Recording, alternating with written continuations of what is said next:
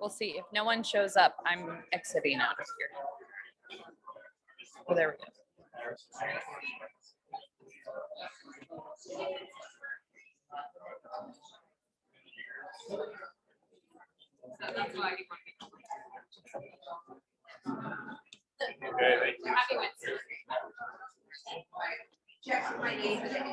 Lisa, where's your deal at? Right here. Why are you staying for my deal? I have nothing else to go to. Okay.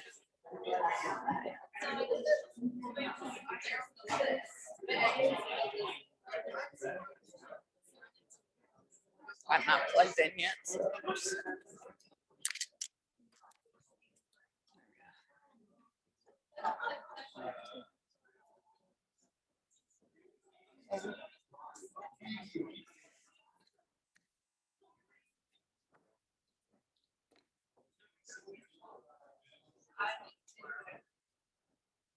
I got my HDMI thing plugged in. Am I plugged into the right one?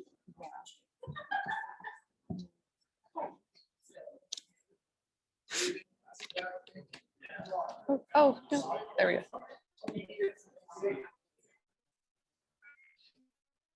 Okay, hi everyone. We're trying to get presentation so I can project it up on the screen behind me. We started all the workshops a little late, so. Maybe.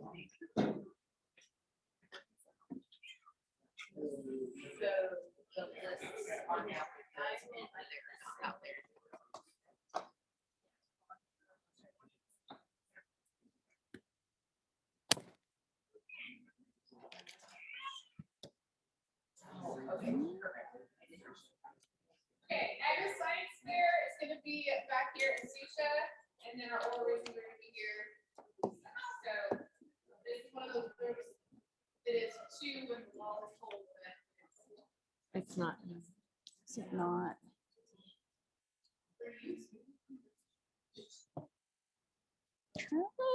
Here. Do you want to share with me and just use my computer? Yeah, that would be great.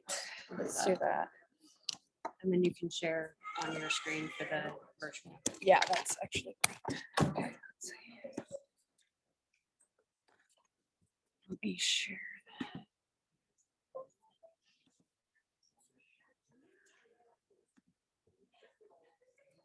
What's your email address? Let's see if I have it in here. There. Got it. I did have it in there. Sure. Anyway. Okay, give us just a sec to get things set up on this end.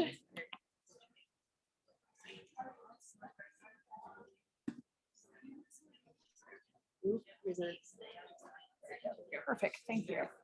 Awesome. Yeah, that would be awesome, and I'll control this one. Okay.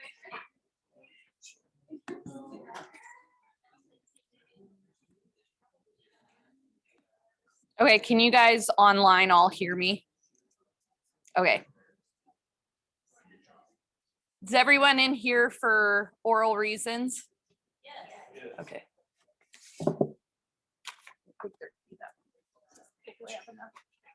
You don't need to.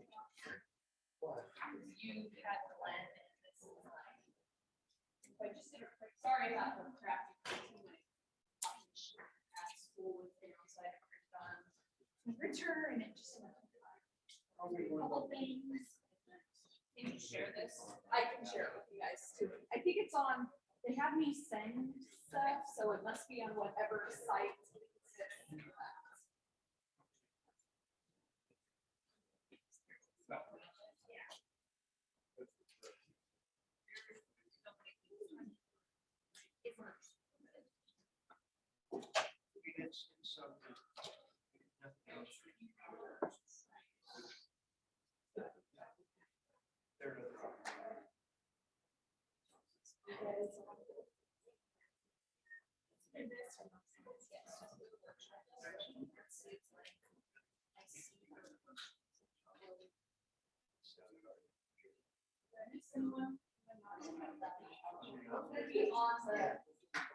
It looks nicer out there.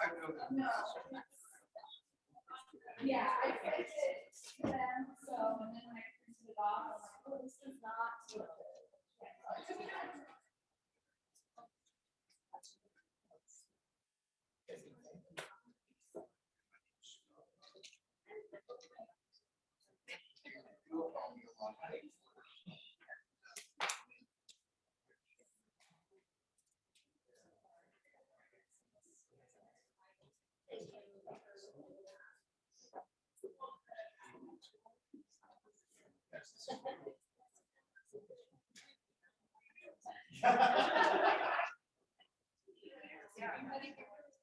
Yes, I'm sure that. Because when I go up, I'll be just like. Thank you.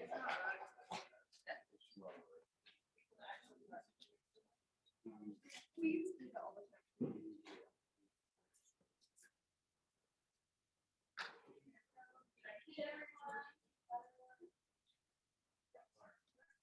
Okay, so let me get on with my Zoom people, and I'm gonna stand up here.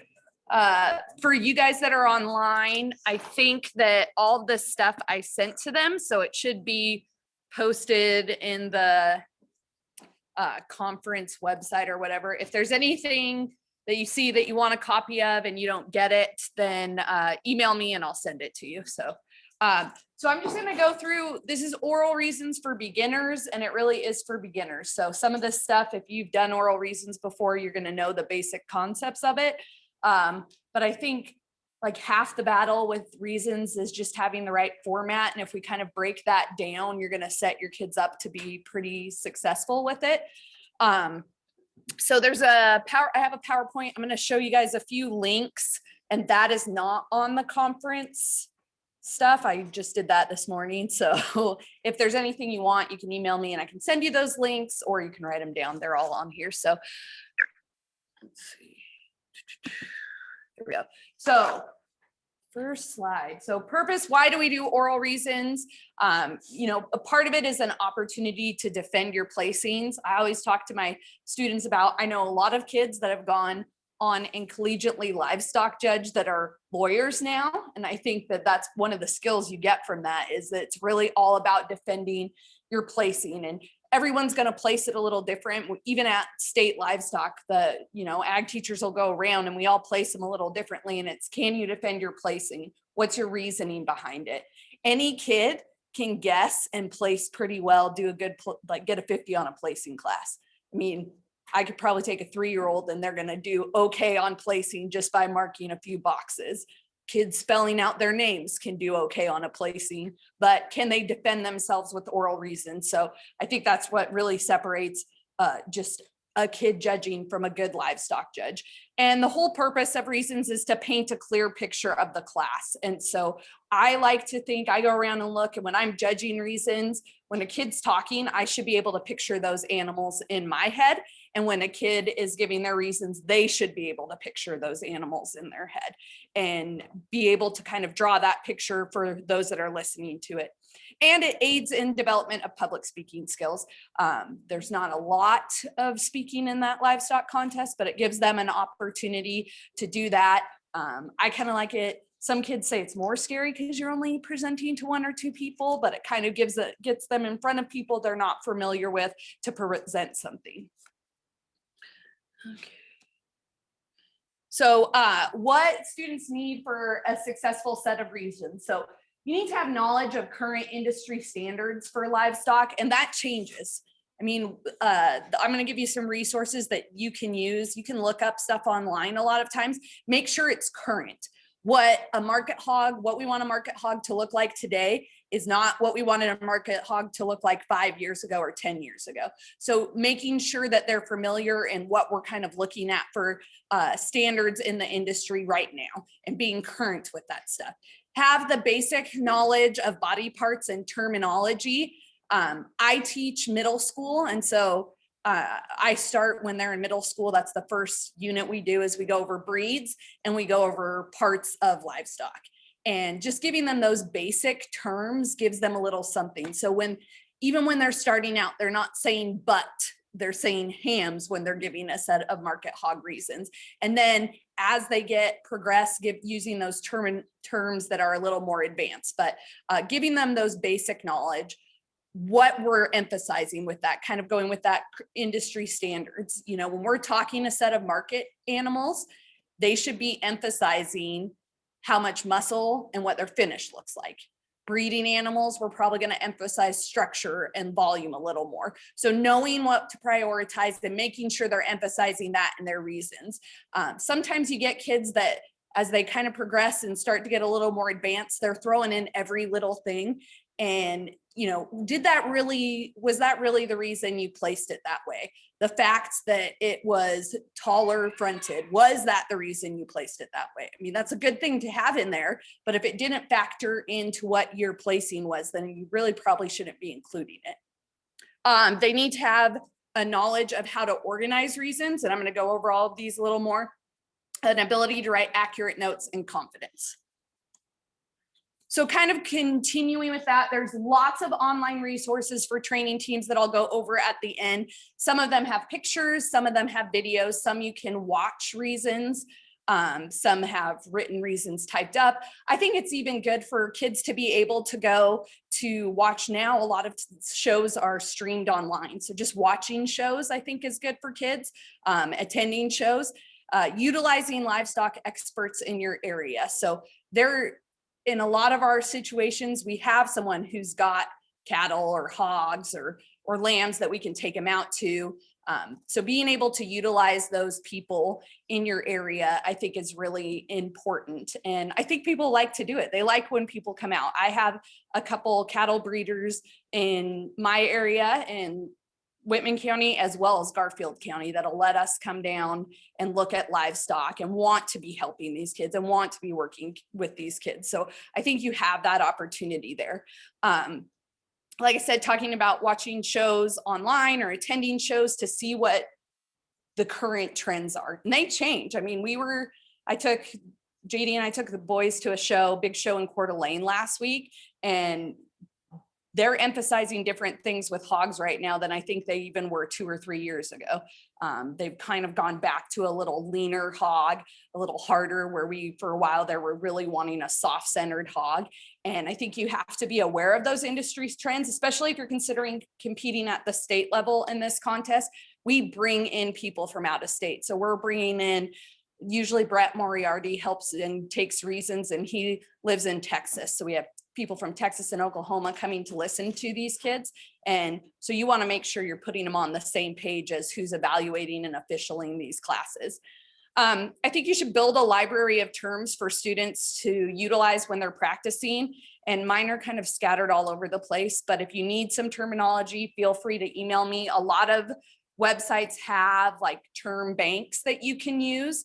And I think it's important for kids first to get the basics, what parts they're understanding, then work to do the terms that they're describing. So when I'm starting out with kids, I always have them write a set of reasons, knowing the words that they know, and it may be butt, it may be back, it may be neck, the things that they know.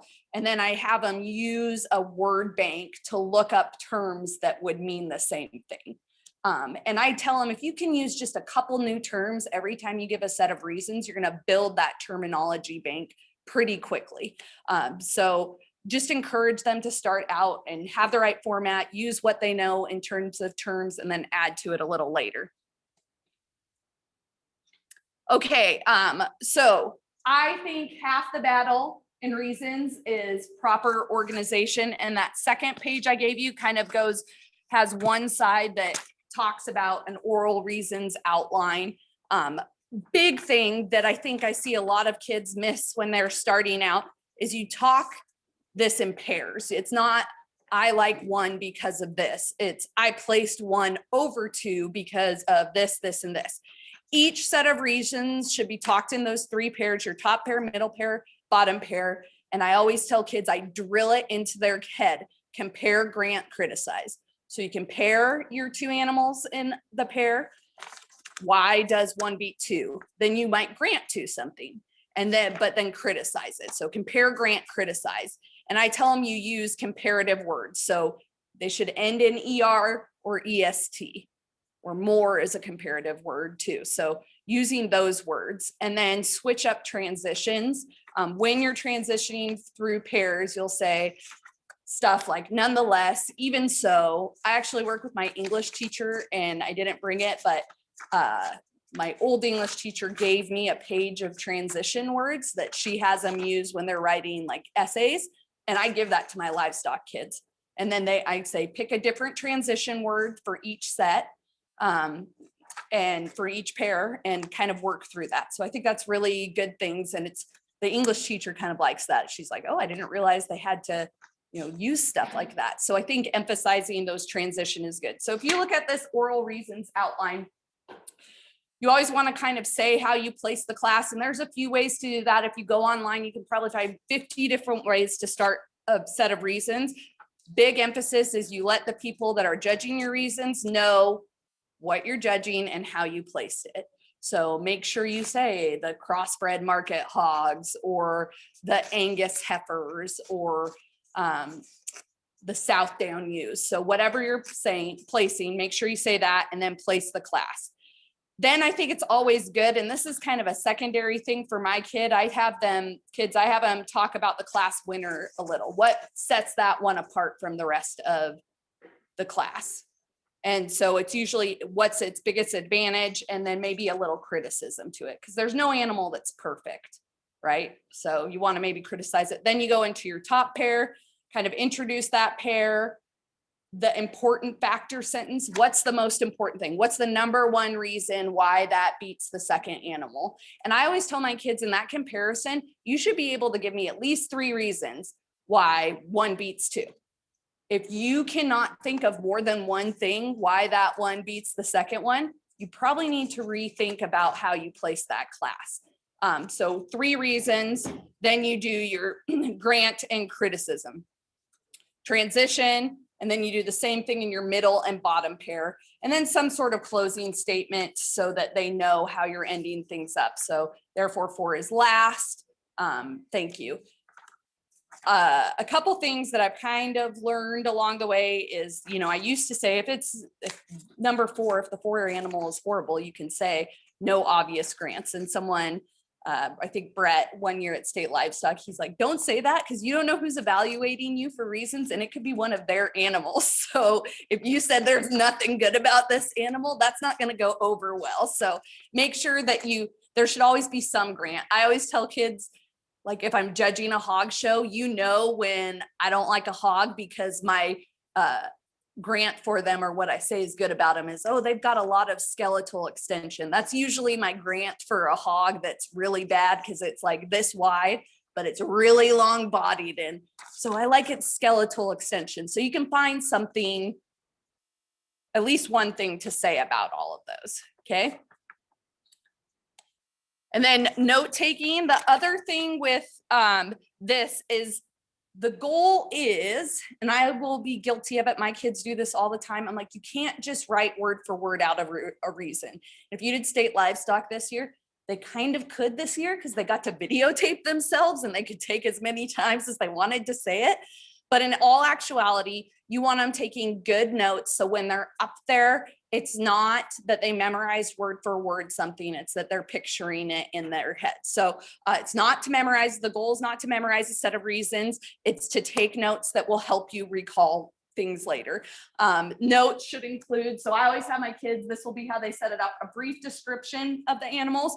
So I think a good set of reasons that will add some points is you're not just saying 1, 2, 3, 4. You're talking about color, gender, using he and she in your terminology. Just little things like that can add a few points to your score. So having a good description of each one. And like I tell kids, you can even go into details like ear notches, tag numbers, halter color. I mean, sometimes it's hard when you get like a class of crossbred market lambs and they're all just black-faced lambs. So you got to find something that you can use to describe them. It might be how much shag they have on their legs or tag number or what side they're tagged on, little things like that that you can kind of say so the judges that are listening to your reasons know you actually saw the class and found the little fine details.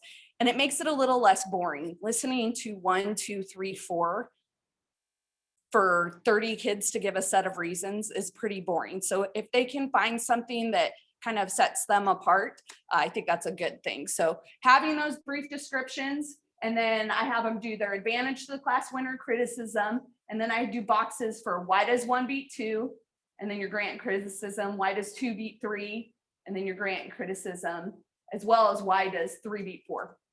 So that's kind of how you set up their notes. And then it should be just about studying those notes. And if they have good transitions there that they've kind of banked, then they should be able to just recite those off. And I tell kids, you know, most situations, especially when they're starting out and even at state, they're giving 3 sets of reasons to 3 different people. Unless you're going to like a big show, like Denver or something like that, you can use the same 3 transitions in every set of reasons. Just don't use that same transition multiple times in the same set, if that makes sense. So, I mean, when you say nevertheless, it's okay if you use that for every time you transition from your top pair to your middle pair. I mean, at state, you're giving them to 3 different sets of people, and you're probably only giving 1 set of reason to 1 person in a given year. So if you're using the same or have the same opening, you know, it can be I place this class, or I like this class, or starting with your placing 2, 1, 3, 4 is how I aligned this class. You can use that same kind of like bank, kind of like a template, if you will, and then have them fill in the terminology. You don't want them to go in and give a canned set of reasons. So you shouldn't have a set that kids just have memorized and go in there because it may not align to what you're looking at. But you can have your canned opening and transitions. I think that's fine for kids. I think it's fine too if you let them come up with their own transitions. They don't have to be using what you presented to them. I tell my kids, get creative. It's kind of cool when I hear them use a term that I haven't heard before. And I'm like, oh, that was a really good way to describe that. Or, oh, that transition was really good. I mean, I think that's cool when kids can do that. And I think where I talked about earlier, going to those livestock shows and everything, I hear terms all the time that I'm like, oh, I loved that term. That was the best term I've heard in a long time. And so it's kind of cool to get guys and go to those big shows that are judging all over the country and hear new terms.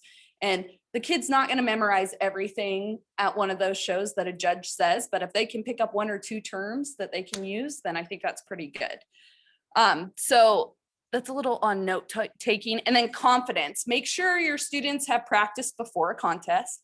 I think you can tell what kids have never given a set of reasons at a contest. So even if it's just a few times and they know the format, maybe they don't know the terminology, but if they have the format down and know that compare, grant, criticize, they're going to be a little more confident in that.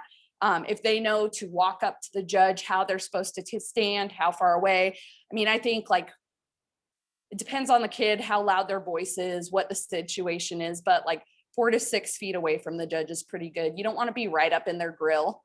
But you don't want to be so far away that the judge can't hear you. And they might have to step a little closer if you know they're just a quiet kid, or I have some loud kids that they probably should take a step back. Make sure that they're using terms that they understand. So we want to build that terminology base, but don't tell them, I expect you to say this term, and they have no freaking clue what that term means. And you know the kids that are just throwing out stuff because they heard it one time and they don't know what it means, but it sounded cool. Make sure they understand what they're saying and that they feel prepared. You know, with reasons, they shouldn't be using hand gestures, and that's hard. I have a lot of kids that are my public speakers and they start out and they're doing this. I'm like, no, put your hands behind your back. You can lean in a little if you want to. You should be using your voice to emphasize things, not your hands to emphasize things. So I think that's really important with things. They should end by saying thank you so the judge knows they're done. Usually if a judge calls them forward, they're ready, and you can say, are you ready? But they don't need to introduce themselves, especially at local stuff. I mean, they might ask you for your name, but a lot of times you have a card that you hand has your name on it. So I don't need to know you're from the Cheney FFA chapter. So so that's kind of like a little bit about confidence with that. So just kind of, and I didn't include this in here, Rusty and I were talking about this the other day. There's also a way you can introduce oral reasons and have them in class. Like Elaine did, if you went to Elaine's workshop a couple years ago at conference, she talked about she has kids take off their shoes And then they give them a scenario like, I'm going hiking, so place this class of shoes, and puts 4 shoes at the front, which I think is great. In lacrosse, where everyone wears cowboy boots, it's really hard to like decipher between a class, but other people may have more diversity. So I think I've seen people do it with candy bars too. Sometimes I'll talk a pair, and I'm pretty good friends with our history teacher. And so I'll do a class and place him over me or me over him, given a scenario on size and finish and things like that. So I wouldn't suggest doing that with your students, but if you have someone that you can use, like if Daryl wants to place himself over Chris Carlson, for sure, then he could do that for a set of reasons. So find something that they can relate to, I think is good. Finding them easy classes to start out, so it kind of builds their confidence. Like give them the ones that it's like, oh man, that one has like 3 legs, so we know it goes to the bottom. Like you just want to find those easy ones for them so that they can kind of build their confidence. I'm going to give you some resources for where you can go online. Some of these online websites have pretty tough classes. Like Rusty and I talk about that we're like, oh, did you blow up that? Have you guys practiced with this class? Oh yeah, I got like a 38 on it, and I'm a teacher. And he's like, yeah, I did the same thing. So some of them can be pretty hard. So I always preview the classes before I have the kids place them. And I go through and I'm like, which is the one that I can place like that I'm like, no problem. Like that's the one we're going to start with, because that's going to be the easy one for them. That it may take them longer, but at least they're going to be able to sort through that with everything. So Bailey, I am going to share one more thing with you. So I'm going to show you guys a couple things. Let's see, I got share one more thing with Bailey because I have it on here and we had to do this. There we go.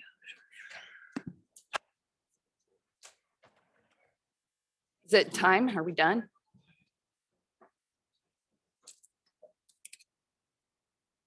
So I'll go over one more thing and then. Okay, I'll wrap it up pretty quick. I just want to show them a couple websites that I use. Okay, perfect. So I'll go over this real quick. So these are websites that I have used in the class. The livestockjudging.com, they actually ran our virtual state contest this year.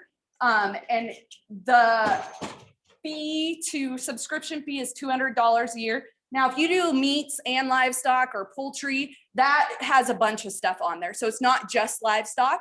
Same with the Judge to Win. I actually like the Judge to Win videos better and their layout better, but sometimes streaming has been hard with that website. I've had subscriptions to both.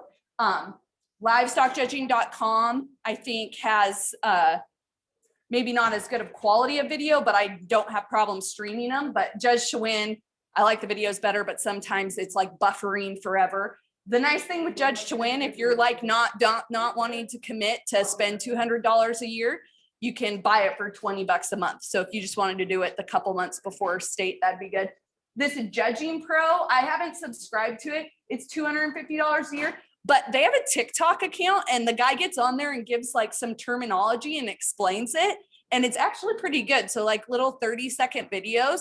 So if you have kids that are interested in this stuff, that's a good one to start for them to start following on TikTok, because he just like comes up and he has diagrams and shows muscle dimension and everything like that. And then we also have SureChamp. So this one, so those 3 are all videos. The SureChamp is free and it's pictures only. And they also, you can follow them on Facebook and it'll pop up one day and they'll be like, here's a class of, Southdown Ewes, place it. And then a couple days later, they'll come on with the official placings and someone's given a written set of reasons. So that one's pretty good too, in that it's free. YouTube, I use YouTube all the time to show kids videos of reasons. A lot of collegiate judges have uploaded stuff, so you can get on there and kind of see what's going on with everything. But that kind of gives you guys an idea. If you need any other resources, let me know. Okay, does anyone online have questions? I didn't ask, so we're all good? Okay, so if you guys need anything, go ahead and email me and let me know. Thanks, Lisa. Yep. Thank you. Thank you. And then have you shared that page with them? I Or have with not, us yet? I have not shared it with you. Okay, I'll keep it and I can. Okay.